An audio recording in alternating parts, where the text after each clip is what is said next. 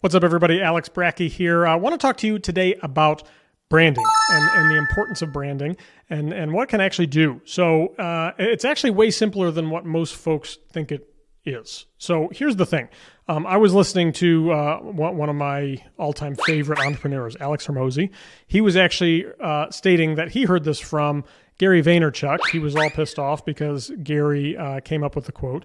But they were basically talking about how look, the niche, right? How you can create a personal niche. And I've talked about this before in branding, that people should be creating their niche. I don't think most folks understand how easy that can be and what that can look like. Now, what Alex was saying that Gary was talking about, when you are a niche, people are going to seek you out. And that becomes the reason that people want to work with you, is because you display a lot of the same traits that they do, or that they find appealing in somebody to work with. And again, I think a lot of folks tend to overthink this. Because like for instance, right, my brand is the Valor Group. Everybody on our team, we're all prior military, law enforcement, firefighters, and allies. We put like the thin blue line, thin red line, for those of you that know what that is, supporting police, supporting firefighters. We put that in all of our headshots, right? So that we just put out there up front, right? Who we are, what we stand for, et cetera. And so that's a niche, right? I mean, that's not going to appeal to everybody, but for the folks that it does appeal to, they're going to be maybe more drawn to working with us because of that shared background or that shared value.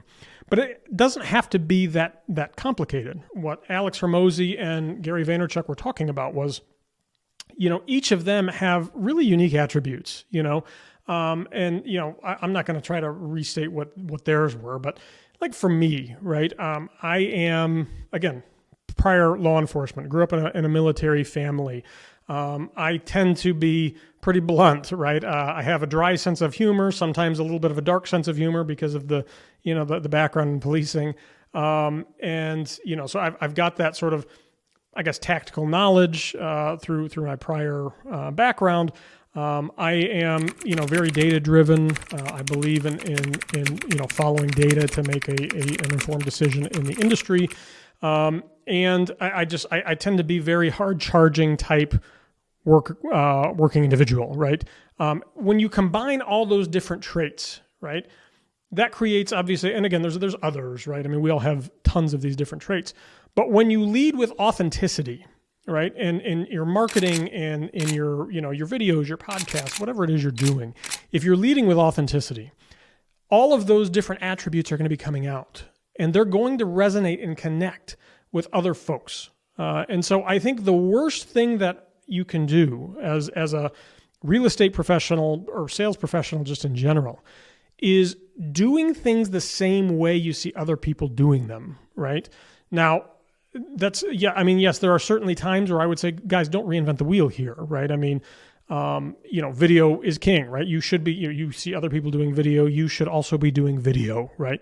But the way, or maybe the message you're delivering, how you're delivering it, the things I roll my eyes at every year are, hey, don't forget to turn your clocks back on daylight savings time. Like, good God, man, really? That's one of those instances where, like, that's not your authentic self coming through in all reality. I mean, unless you like worked for, I don't know, FedEx or something, right? Where, time was of utmost importance. I mean, that's just silly. Like, that's not your authentic personality when you're putting out marketing pieces like that.